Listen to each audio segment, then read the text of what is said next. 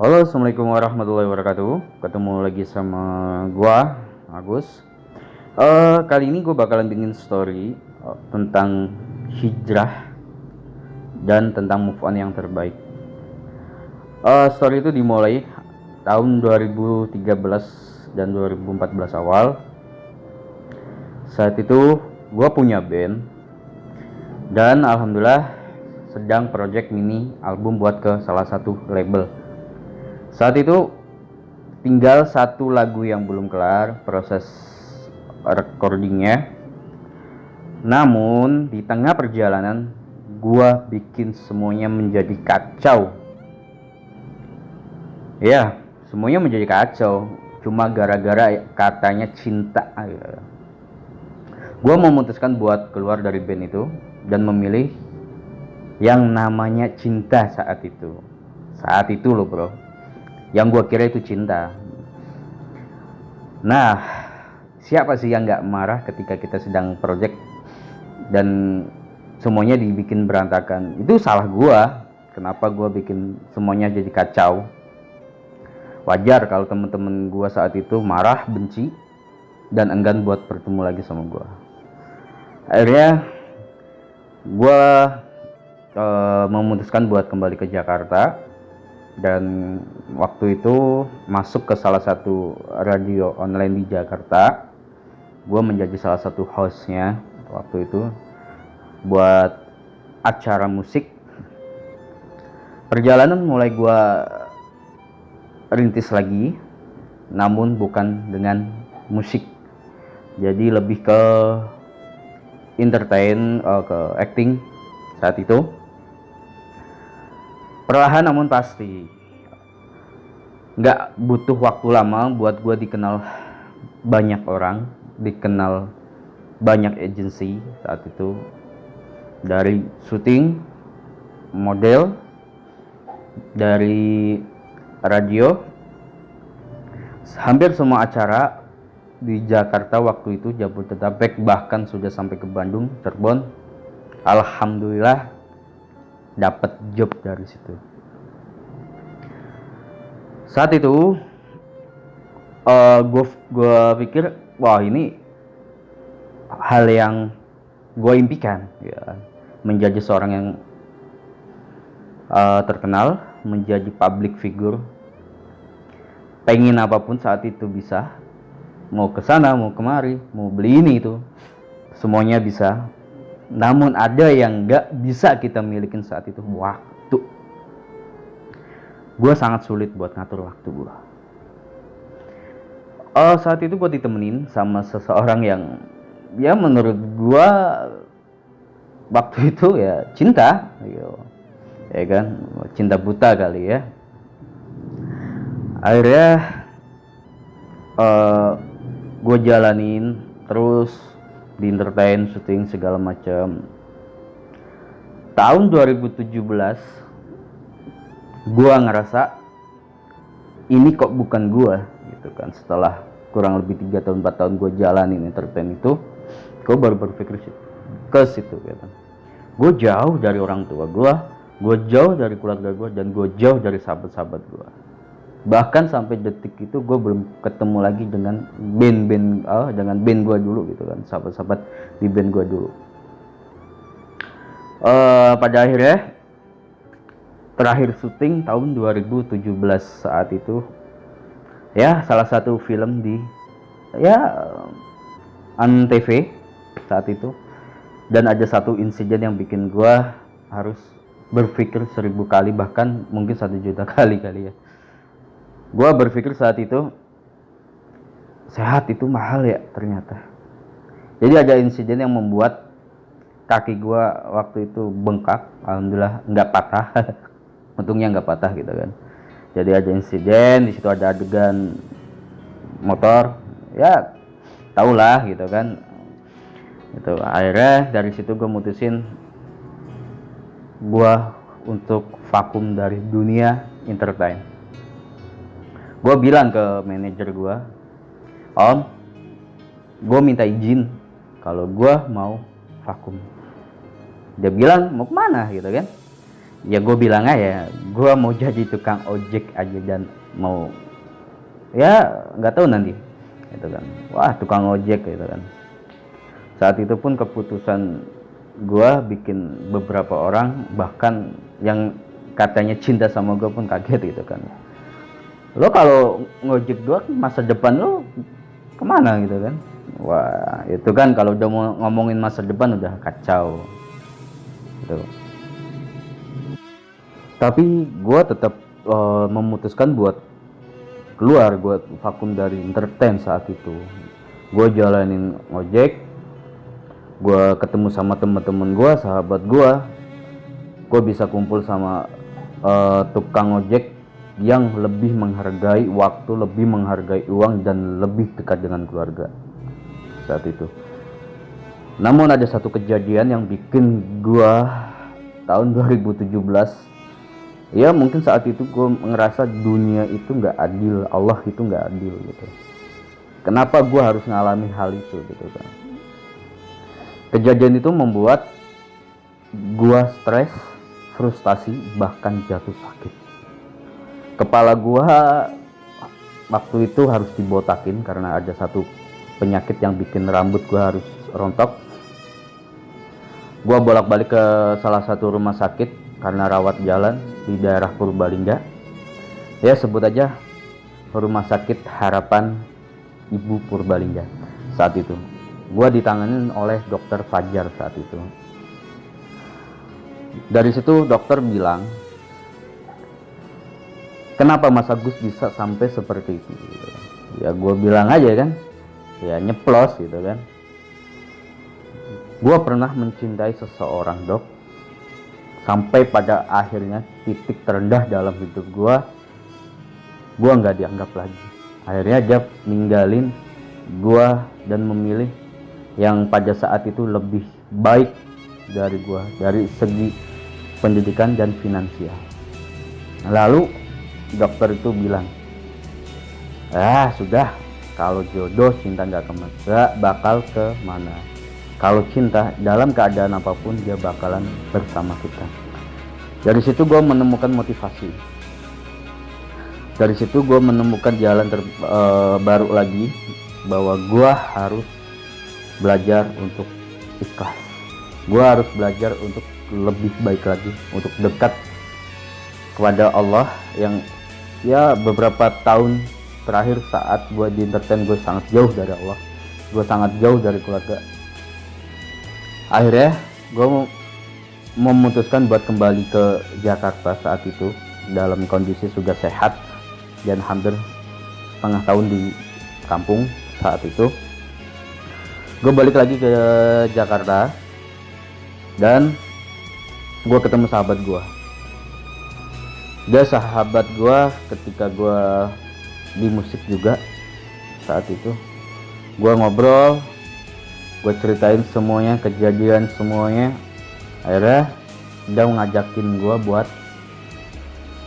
tafakur alam dan mabit saat itu di salah satu masjid di daerah Jakarta di Kebayoran. Lalu dipertemukan dengan ustadz-ustadznya, dengan teman-teman dia, dan gue saat itu benar-benar ngerasa bahwa inilah hidup, inilah cinta, dan inilah keikhlasan. Gue cerita dari titik dimana gue mengalami patah hati, dimana gue ngalamin namanya down, ngerasa jatuh, ngerasa jauh dari Allah. Gue cerita ya ngalor ngidul lah gitu kan, ngetan ngulon. Gue cerita sampai akhirnya ada satu momen di saat itu gue menulis cerita gue, hijrah gue, perjalanan gue di salah satu platform. Akhirnya di situ gue tulis terus sampai ke jumlah pembaca saat itu 6,8 ribu pembaca dalam hitungan bulan. DM pesan pun masuk untuk sebuah pembukuan atau penerbitan buku saat itu. Judul buku saat itu, novel yang saya tulis, atau gua tulis Kupluk Cinta. Namun karena beberapa masukan, akhirnya gua tulis lagi dengan judul Cinta Dua Waktu di salah satu platform. Di situ gua bertemu atau dikontak salah satu founder Sahabat Literasi. Saat itu gue dikontak buat diajakin collab untuk menulis buku antologi. Akhirnya gue nulis saat itu. Pertama buku gue terbit saat itu dengan judul Surat Cinta dari Hati. Nah, gue jalanin hijrah itu gak semudah membolak-balikan telapak tangan. Godaan pun banyak, godaan untuk kembali ke entertain pun banyak. Tapi saat itu gue yakin ini jalan gue, jalan terbaik gue. Sampai pada titik dimana 1 tahun kemudian orang tua nanya, kamu gak kepikiran buat nikah? Wah, nikah gitu kan. Saat itu gue nggak berpikir bahwa gue mau nikah dulu gitu kan. Gue saat itu bilang ke sahabat gue bahwa gue pengen kuliah lagi gitu kan. Cuma karena faktor usia gitu kan, waktu itu udah 26 atau 27 lah saat itu, 2018. Akhirnya gue mutusin buat nulis dulu, fokus nulis, bikin kayak kegiatan sosial bareng teman-teman sahabat. Sampai akhirnya tahun 2019 awal gua iseng stalking salah satu akun media sosial ya, yang sekarang akun yang punya akun itu jadi istri gua gitu. Awalnya itu jadi gua saat itu hanya via pesan messenger apa DM waktu itu lupa. Saya bilang langsung, saya nggak kenal orangnya atau gua nggak tahu orangnya seperti apa, gua nggak tahu dia orang mana gitu kan, kenal juga enggak gitu kan, lihat fotonya juga nggak ada gitu kan. Gua bilang, kamu mau nggak menikah dan beribadah terlama denganku menjadi istri serta ibu dari anak-anakku? Dia spontanitas jawab, kenal juga enggak gitu kan. Kamu siapa? Saya siapa gitu kan, dia tanya.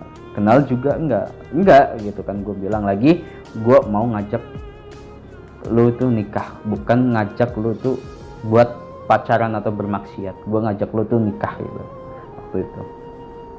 Akhirnya dia bilang, oke, 1 bulan aku pikirin dulu pertanyaan kamu, aku sholatin dulu, apapun jawaban dari aku kamu harus terima. Oke, gue terima gitu kan saat itu. 1 bulan kemudian, bulan Februari 2019, dia bilang, oke, aku mau menikah dengan kamu. Wah gitu kan, 1 bulan kemudian gitu kan, alhamdulillah gitu kan. Tapi waktu itu nggak tahu tuh orangnya mana gitu kan. Duh, ini orangnya gimana ya, kenal juga nggak gitu. Akhirnya ketemu, saat itu langsung bertemu juga, diajakin ketemu sama ayahnya di Bintaro. Akhirnya gue ketemu sama ayahnya. Dan gue tarik niat gue, alhamdulillah ternyata dia satu kampung. Ayahnya atau kakeknya itu berteman dengan almarhum kakek gue. Jadi alhamdulillah nih dideketin sama orang yang bener gitu. Akhirnya waktu itu memutuskan buat langsung menikah. Februari ketemu sama orang itu, bertemu dengan dia, dan bertemu keempatnya halal di tanggal 7 Juni 2019. Saat itu gue nggak punya duit, gue nggak punya apa-apa, gue hanya punya 1 motor peninggalan. Intinya hasil dari entertain tuh motor. Waktu itu ya gue jual gitu kan, buat modal nikah waktu itu. Dan dia tanya gitu kan, kenapa sih kamu ngajakin aku nikah padahal kamu kan waktu itu nggak kenal aku, nggak tahu siapa aku, sifat aku. Gue cuma bilang waktu itu, kalau nggak salah di novelnya juga ada, gue bilang bukti dari seseorang yang mencintai kita karena Allah adalah pernikahan, dan bukti dari pernikahan itu sendiri adalah kesetiaan. Ya, gue bilang waktu itu seperti itu. Akhirnya tanggal 7 Juni 2019 dia halal menjadi kekasih atau menjadi istriku kan waktu itu. Akhirnya perkenalan pun dijalani bersama dia gitu. Jadi pacaran setelah menikah, dan itu membuat hidup gue menjadi lebih baik, membuat hati gue jadi tenang. Dan itu menurut gue cara terbaik untuk move on dan mencintai adalah mendoakan masa lalu kita dengan yang terbaik dan belajar lebih baik, yang artinya jangan sampai kita mencintai di waktu yang belum tepat. Artinya ketika dia belum menjadi kekasih halal kita, jangan berikan hati kita, karena pacaran itu secara tidak langsung adalah patah hati yang disengaja. Dan cara terbaik untuk mencintai adalah ketika dia telah halal, atau ketika para saksi berkata sah, ketika itulah kita harus berikan seluruh hati kita ke pasangan kita. Jadi udah siap untuk lahir batin, dan puncak dari kita yang mencintai pasangan kita adalah keikhlasan. Jadi itu sobat, mudah-mudahan dapat diambil manfaatnya. Pesannya adalah jangan kita terlalu berharap kepada manusia, karena manusia adalah makhluk Allah yang memiliki keterbatasan. Dan cara terbaik untuk move on adalah menjadikannya masa lalu pelajaran yang terbaik untuk masa depan. Dan cara mencintai yang terbaik adalah mencintai ketika para saksi telah berkata sah. Setelah itu cintailah pasangan kita sepenuh kita, dan berharap kita sampai pada titik tertinggi dalam cinta, yaitu ikhlas. Dan semoga yang dengerin atau melihat video ini yang masih pacaran atau masih jomblo, mudah-mudahan ditemukan dengan pasangan yang terbaik, yang mencintai kita karena Allah, yang dekat dengan Allah, yang mencintai orang tua kita, dan yang pasti menerima kita apa adanya dan dalam kondisi apapun.